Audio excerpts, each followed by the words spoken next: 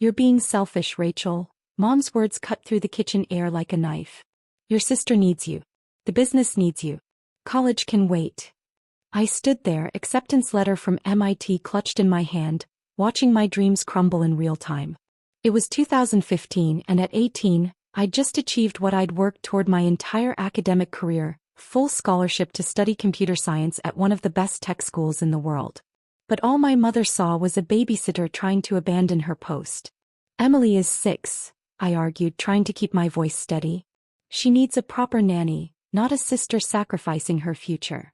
We can't afford a nanny. Mom gestured wildly at the stack of bills on the counter. The business is struggling, your father needs help at the office, and I need someone to watch Emily while I handle the accounts. Davidson Technical Solutions, my father's pride and joy, the company he'd built from scratch 20 years ago, was indeed struggling. Not because of market conditions or competition, but because they refused to adapt. While other IT companies were moving toward cloud solutions and artificial intelligence, Dad still insisted on selling outdated hardware and basic networking services. I could help modernize the business, I suggested, not for the first time. My programming skills dash. What we need, Dad interrupted, walking into the kitchen with his perpetual cup of coffee, is someone to handle the front desk and watch your sister. Leave the technical stuff to the professionals. The professionals, being my father and his team of middle-aged men who still thought Windows 98 was cutting-edge technology. That night I sat in my room, surrounded by the computers I'd built from scraps and the coding books I'd taught myself from. My acceptance letter lay on the desk, along with the scholarship offer that would cover everything: tuition, housing, even a stipend for living expenses. Next to it was my latest project, a cloud-based inventory management system I'd developed for fun. It was better than anything Davidson Technical Solutions was currently offering their clients. My phone buzzed with a text from Kenny, my best friend since middle school. Did you tell them about MIT? I sent back a single word, yes. 3 dots appeared, disappeared, appeared again.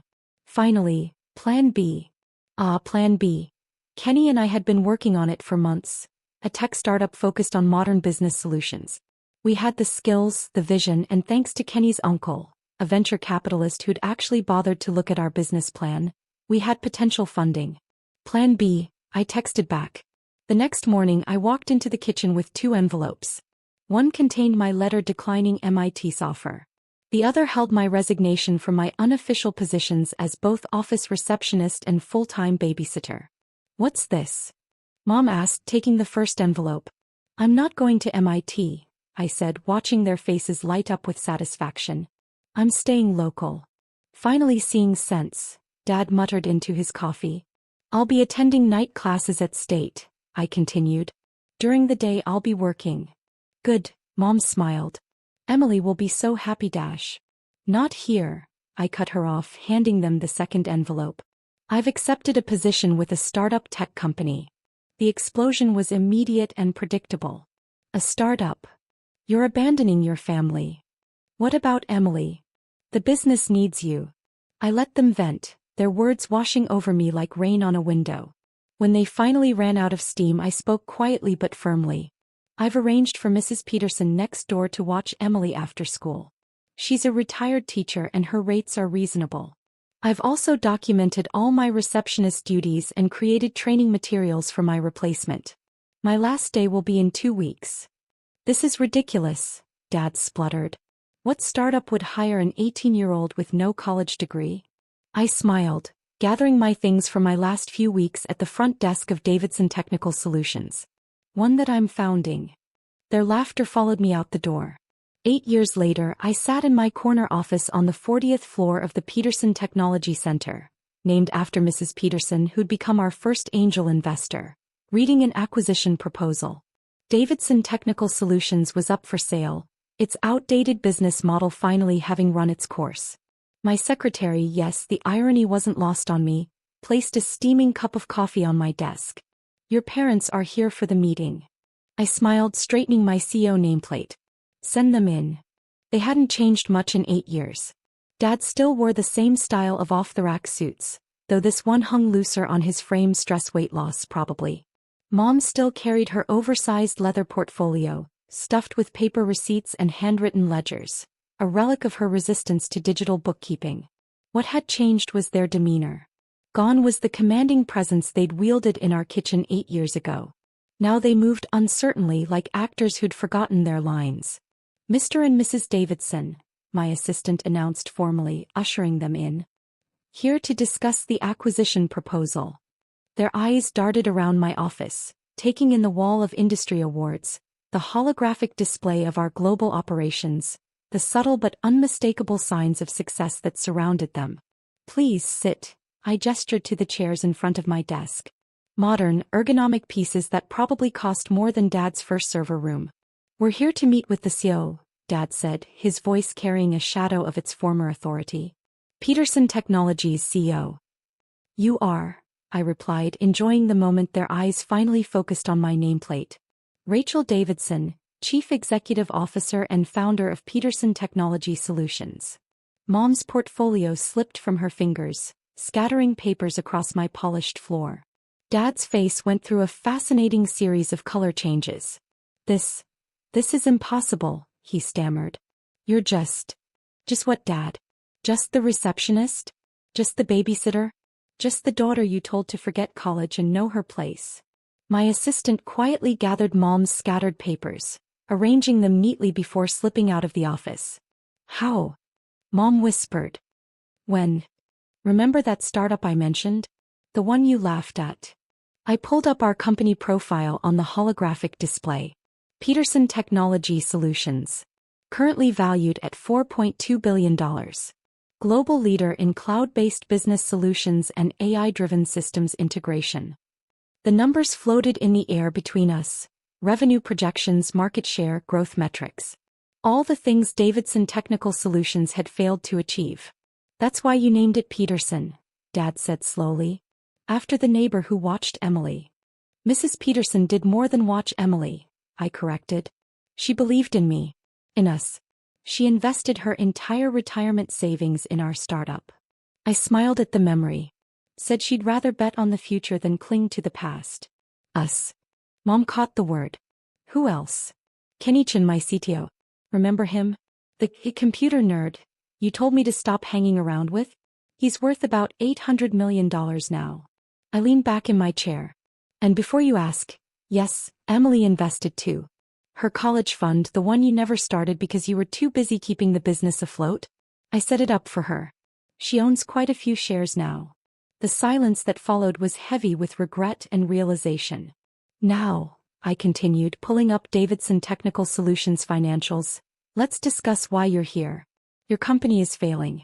You're 3 months behind on payroll, your client base has shrunk by 60% in the last 2 years, and your technology is obsolete." "We just need time," Dad protested weakly. "Some capital investment dash." "Time's up, Dad. The market moved on just like I told you it would 8 years ago. Remember that cloud-based inventory system I tried to show you? The one you dismissed as a hobby project? We built something similar into our core product suite. It's now the industry standard." I pushed a tablet across the desk, displaying our acquisition offer. Peterson Technology is prepared to purchase Davidson Technical Solutions for $2.1 million. 2.1. Mom's voice trailed off. "But the building alone is worth dash." "The building is mortgaged to the hilt," I interrupted. "We've done our due diligence, Mom. I know exactly what the company's worth. This offer is actually generous, considering your debt load and outdated infrastructure." Dad picked up the tablet with shaking hands. "This would barely cover our obligations." "It would cover them exactly," I corrected. "We've calculated to the penny what you need to pay off your debts, provide severance to your employees, and walk away with your reputation intact. It's more than fair." "And what happens to the employees?" Dad asked. "Some of them have been with us for 20 years.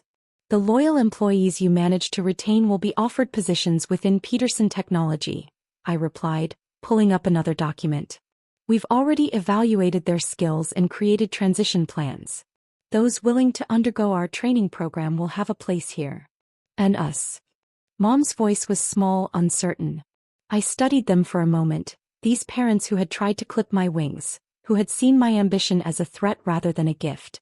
8 years ago I'd sat in their kitchen fighting for my future. Now they sat in my office hoping I would save theirs. That depends, I said carefully, on whether you're finally ready to learn. Learn. Dad's pride flickered briefly. I've been in this business for 25 years, yes. And in those 25 years the world changed. Technology evolved. Business transformed. But Davidson Technical Solutions stayed the same. I stood up, walking to the window that overlooked the city. You know what I learned in these 8 years, Dad? The most dangerous phrase in business is, we've always done it this way. I turned back to face them. So yes, learn. If you want positions here, you'll start from the beginning. Dad, you'll go through our technical training program. Mom, you'll learn modern accounting systems and digital bookkeeping. No special treatment, no shortcuts. At our age. Mom looked horrified. Mrs. Peterson was 65 when she learned to code Python, I countered. Age isn't the barrier. Pride is. The weight of 8 years hung between us, 8 years of missed family dinners, of ignored achievements, of growing success they'd pretended not to see because acknowledging it meant acknowledging their mistakes. Emily graduates next month, I said softly. Computer science from MIT. The school you told me to forget about. She interned here last summer, developed a brilliant AI module for our new platform. The kind of innovation Davidson Technical Solutions could have had, if you'd just been willing to listen. Dad's shoulders slumped. We thought we were protecting you, he whispered. The tech world, it's harsh. Competitive. No, I corrected him, you thought you were keeping me in my place. The daughter who should be content with answering phones and watching her sister. The girl who shouldn't dream bigger than her parents' expectations. I pressed a button on my desk and my assistant appeared with 3 sets of documents. You have 3 options. Option 1.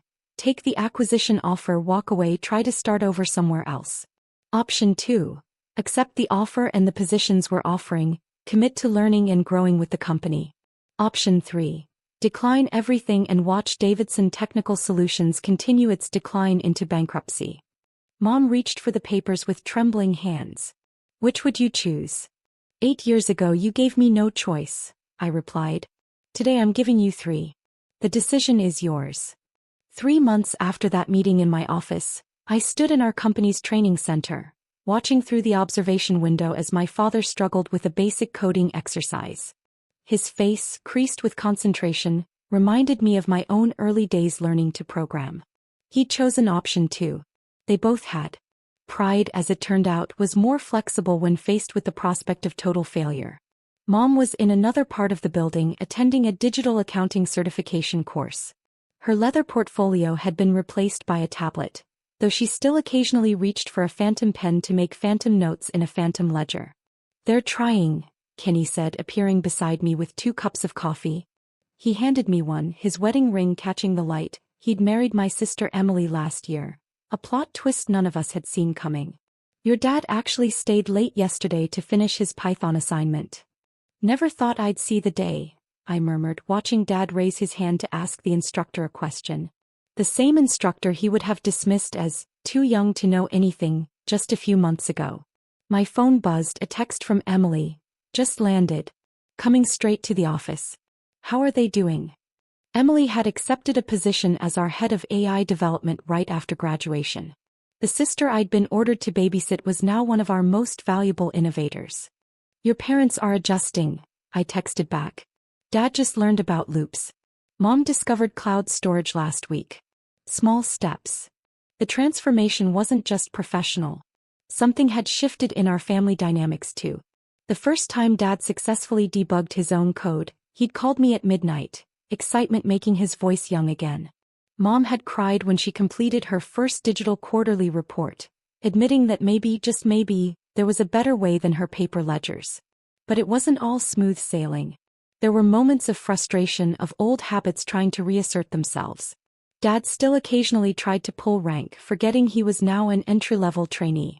Mom still sometimes complained about the unnecessary complications of digital systems. Yet they persevered. Perhaps because they had no choice, or perhaps because they finally understood what I'd known 8 years ago. Adapt or become obsolete. Miss Davidson? My assistant's voice came through the intercom. The board meeting is in 10 minutes. I checked my reflection in the window, straightening my jacket. Today's meeting would be interesting. We were voting on the first major project proposal from our new AI team, led by Emily. As I walked to the boardroom, I passed the wall of employee photos. Among the hundreds of faces, I spotted my parents' ID pictures.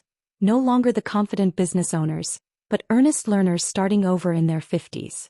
The boardroom was already full when I arrived. Emily sat near the head of the table, her presentation ready. Kenny took his place as CEO, and Mrs. Peterson, now our chairman emeritus, smiled from her usual seat. "Before we begin," I said, taking my place at the head of the table, "I'd like to announce 2 promotions." The room quieted. Robert Davidson has completed his technical training program with the highest scores we've seen from a career transition student. He'll be joining our legacy systems integration team, helping other companies navigate the same technological evolution he experienced. Dad, sitting quietly in the observer section, straightened in his chair. Additionally, Sarah Davidson has not only completed her digital accounting certification but has developed a training program to help other traditional bookkeepers transition to modern systems. She'll be heading our financial transformation department. Mom's hand flew to her mouth, tears threatening to ruin her carefully applied makeup. "These promotions," I continued, "represent what Peterson Technology Solutions stands for, the belief that it's never too late to learn, to grow, to transform." After the meeting, my parents waited in my office. The atmosphere was different now, no longer the tense standoff of 3 months ago, but something more complex, more hopeful. "We were wrong," Dad said simply. "About everything." "Not everything," I corrected him. "You built a company from nothing, taught me the value of hard work. You just forgot that success isn't about maintaining the status quo.